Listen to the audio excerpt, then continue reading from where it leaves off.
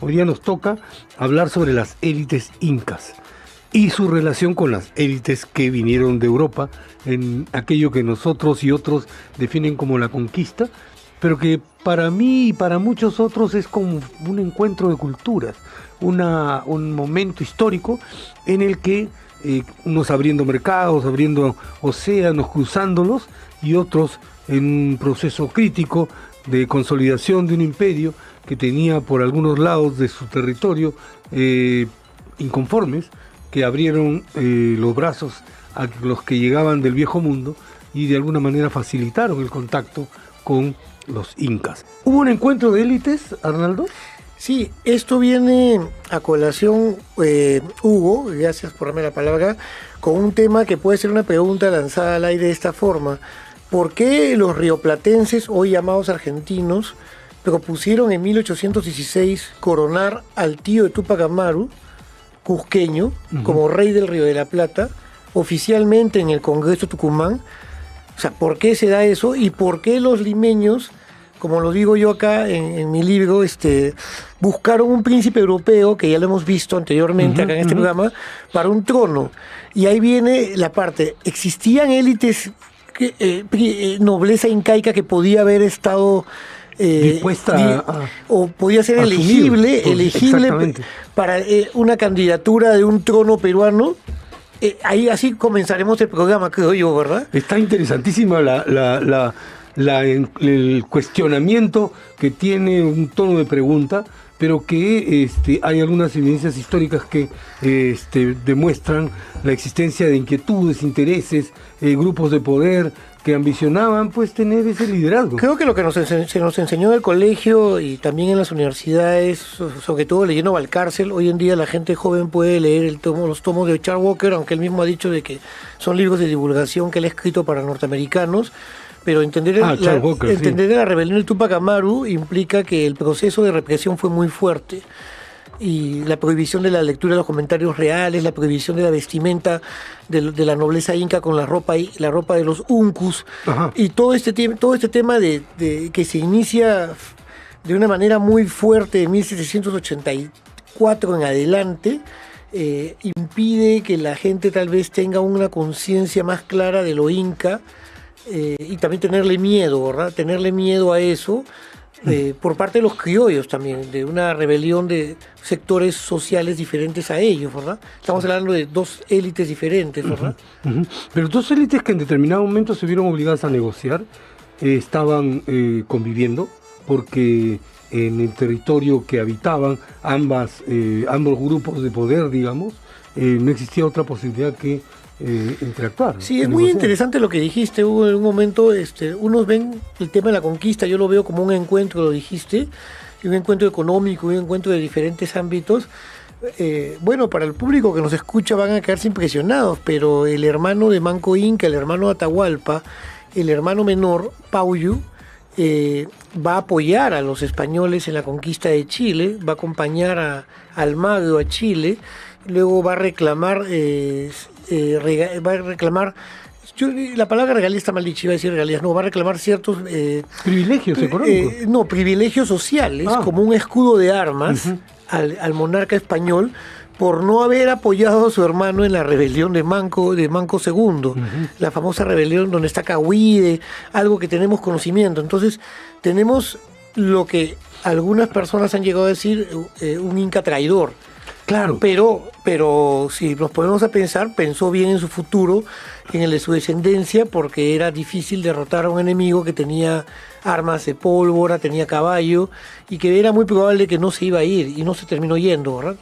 Entonces, no sabemos qué pudo haber pensado, no quedaron sus testamentos, pero un historiador español inclusive encontró su tumba, está enterrado en el pueblo justamente en una iglesia muy antigua que está camino al antiguo pueblo de los indios, que está subiendo, se me ha ido el nombre, San Blas, ¿verdad? Ah, sí, claro, San Blas en Cusco, claro. Ahí está, ahí estaba. Ahí hay una iglesia. Sí, bien exacto, bonita. ahí estaba enterrado Pauyu Inca, de él descienden el último príncipe inca, y ahí sí es importante decirlo, para los que nos están viendo, les recomiendo que lean el texto de la Dunbar Temple, que es su tesis doctoral, publicada en la colección Clásicos Sanmarquinos, se encuentra a un precio económico, pero en esa tesis ella analiza la descendencia de Huayna Cápac.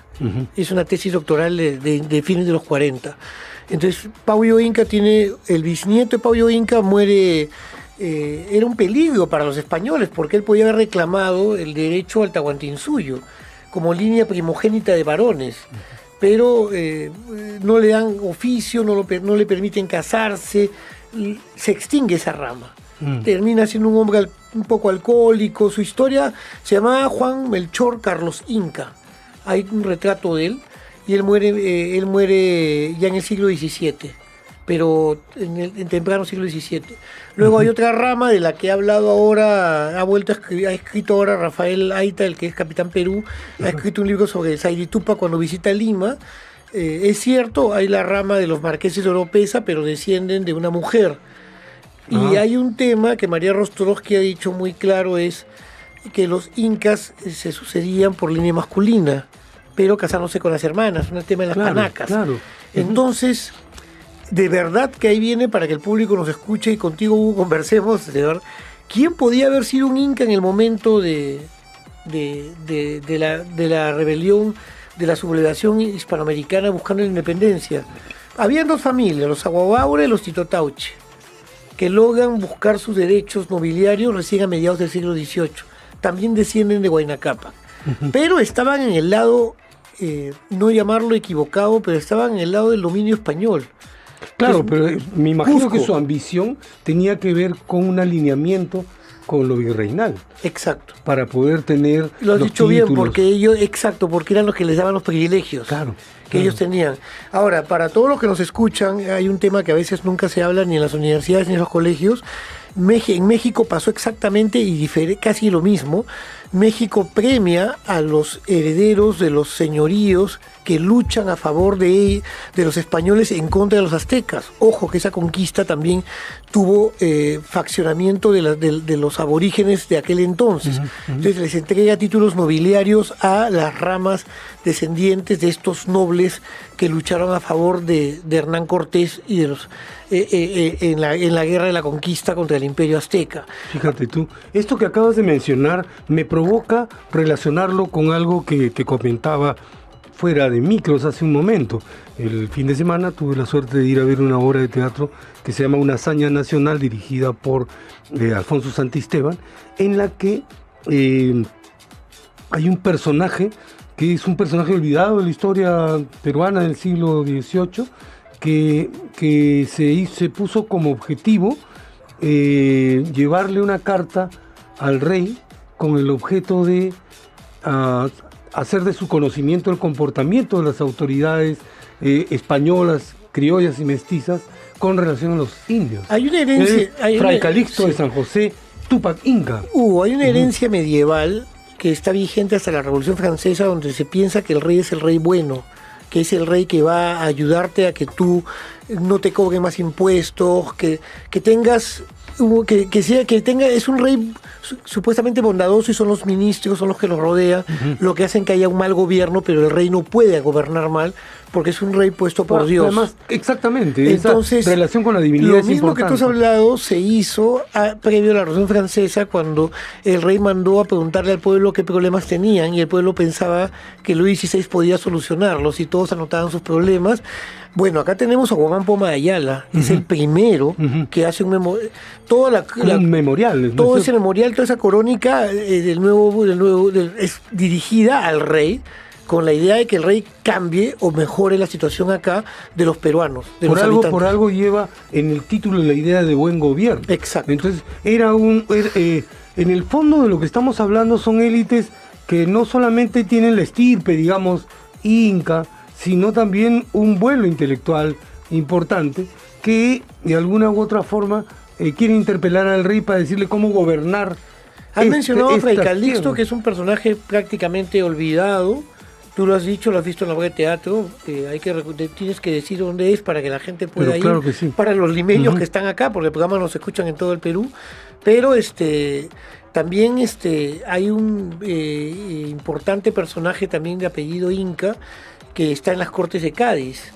Pero hay un tema mucho más interesante para leer de un profesor que se fue joven, de Alberto Flores Galindo, que tiene un libro Buscando un Inca, que su presentación fue en 1988, yo estuve en esa presentación y fue impresionante. En Buscando un Inca es el reflejo de esta sociedad que quiere de repente coronar a un inca, o sea, pero cusqueña. Entonces Lima, para que los que nos están escuchando, se veía siempre enfrentada a Cusco porque Cusco era la capital histórica del Perú, del Tahuantinsuyo, y se consideraba con más privilegios en la época virreinal respecto de Lima, pero en Lima gobernaba el virrey y se convirtió en la capital. Muchos sabemos una historia que puede decirse, entre comillas, como una historia contada de que Pizarro cambia la capital de Jauja a Lima para estar más cerca de la costa, para recibir auxilios, para estar más cerca por si acaso tuviera que escapar, alguna vez han dicho, pero realmente estratégicamente era pertinente necesitaban estarlo, y luego el virrey La Serna demuestra a San Martín y a los patriotas ya en la noche de independencia que Lima no es innecesaria, porque todo, y hasta ahora nos pasa, que todos los productos alimenticios, todos llegan por la vía de la sierra, y cuando hay un huaico, la ciudad llega menos abastecimiento de fruta, nos ha pasado a todos, lo hemos vivido. Entonces, cuando el virrey se va a la sierra, se va porque ahí está todo lo que hoy en día decimos rancho de la tropa, para alimentar a su tropa. Y Lima, ¿de quién depende? De los valles costeños, que son los valles del norte, el norte chico, Chancay, Supe, Huacho, y el sur chico, que vendría a ser Ica, ¿verdad? Pero en realidad la comida llegaba también del centro, ¿verdad? De lo que era un Valle del Mantaro, ¿verdad? Que es ahí donde se va a definir la batalla de Junín. O sea, es un ejemplo. Pero bueno, volviendo a lo de las élites, sí tenemos diferentes personajes de las élites, pero nunca hubo esa conciencia de decir, tú puedes ser. O sea, tú serías el llamado. Pero los rioplatenses sí escogieron al tío de Tupac Amaru. Pero me parece alucinante eso, porque lo que refleja en realidad es, claro, un conjunto de ambiciones desconectadas, una sociedad que está en un proceso de fragmentación, pero que está intentando generarse como proyecto a futuro, que no se logra, entre otras cosas, por los distintos intereses que aquí están también formando parte de esa fragmentación geográfica de Lima con el mundo andino. Hay una tesis de Francisco Quirós Chueca, que es profesor en la Universidad de San Marcos de la especialidad de Historia. Él hace una tesis doctoral donde él refleja el enfrentamiento literario entre Lima y Cusco en la época del siglo XVI. O sea, en esta época virreinal, pero este enfrentamiento literario para decir quién es más que la otra en la literatura barroca de aquel entonces. Tal vez lo del Río de la Plata, para el público que nos escucha, que querían buscar como sea una herencia incásica, porque no la tenían. Porque era la periferia de los virreinatos, era un puerto de Buenos Aires, zona recién colonizada por los españoles, y todo, entonces Río de la Plata estaba naciendo entre los ríos Uruguay, Paraguay. Entonces ellos buscaron, inclusive el sol que tienen es un sol que refleja el sol incásico, ¿verdad? El sol, la bandera en el escudo. Entonces nosotros como país no necesitábamos buscar referentes externos sino ya los teníamos. El problema es que históricamente la rebelión de Tupac Amaru divide a los peruanos, y hay un cierto racismo que luego se va a heredar. Y hay un excelente texto de Cecilia Méndez que yo lo recomendaría que lo leyera por internet, ya sea estudiante de instituto, de universidad, de colegio, que se llama Incas sí, Indios no, que es un texto que refleja cómo a inicios del siglo XIX, ya en la temprana república, se amaba a lo inca, pero se negaba al indio, se lo veía mal. Entonces, inclusive, despectivamente, Felipe Parra Aliaga se va a burlar de la peor manera de Santa Cruz por su origen indio, porque era hijo de una cacica. Entonces, y también Agustín Gamarra también entra a eso porque también era tenía sangre india. Entonces, hay temas que ya venían, y por eso, esa es la respuesta que les doy a la pregunta inicial, tal vez en el Perú, y lo digo acá en el libro, lo he traído para que lo vean, acá está también, cito a los historiadores británicos y extranjeros que se han tomado la molestia, como David Garrett, David Cahill, este último ya falleció, que se han tomado la molestia de investigar sobre la élite y la nobleza incaica. Sobre todo David Garrett tiene un libro publicado por el IEP, que se agotó, que habla sobre la élite en el siglo XVIII. Hay un gran amigo que en paz descanse, falleció en la época después de la pandemia, Donato Amado, que también trabajaba los temas de la élite incásica, de lo que viene a ser el cabildo, los 24 electores del cabildo autóctono de Cusco, que participaban en un desfile de Corpus Christi, y ellos elegían a un inca para ese desfile. Entonces, esto que es... sigue dándose ahora. Se ha vuelto en el siglo XXI. Sí. Recordemos, si alguna vez han escuchado hablar de Mateo Pumacahua, lo que nos están escuchando, era cacique de Chincheros, donde han querido hacer el aeropuerto y tumbarse todas las ruinas incaicas que estaban ahí, porque sí existen esas ruinas, nadie las está inventando. Bueno, Mateo Pumacahua estuvo al principio en contra de Túpac Amaru y luego en 1814 va a luchar a favor de los patriotas, en la rebelión con los hermanos Angulo. Entonces, hay cambios.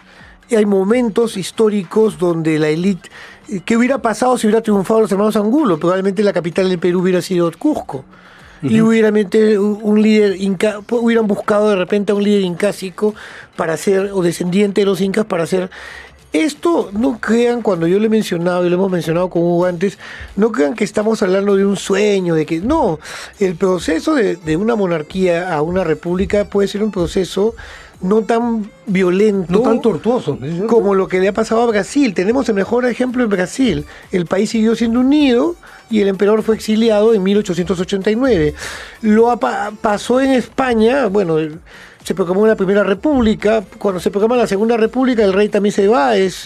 Son procesos que se van dando, que ayudan, y no vivir en la anarquía que el Perú tuvo que vivir entre 1825 a 1845, en que llega Ramón Castilla, que también le hemos dedicado un programa aquí, y pone el orden al país, ¿verdad? Pero ahora, ese orden que tú comentas ahora, que surge con el gobierno de Castilla, que también tiene una preocupación modernizadora muy interesante, es precedido por varios momentos de caos, y tú has mencionado hace un momento algo que me parece importante rescatar, de vicisitudes y distancias internas entre los mismos miembros de las élites incas, momentos en los que la élite, entre comillas, occidental que viene de Europa, empieza a tener contacto fluido con la élite inca, pero también hay criollos, hay mestizos que empiezan a gestar una visión racista en contra de los indios.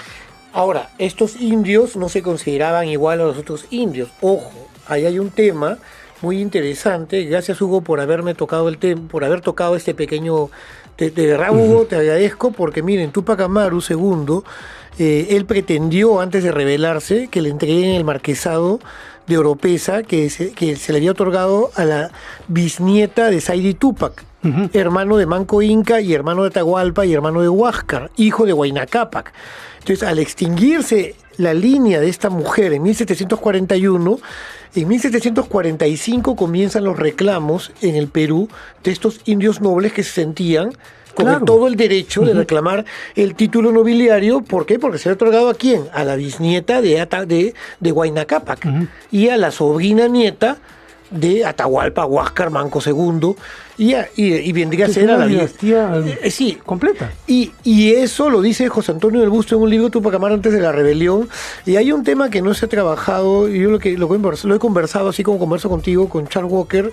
Me dijo inclusive que debía escribir el artículo, es Micaela Bastías. ¿Dónde entra a tallar aquí ella?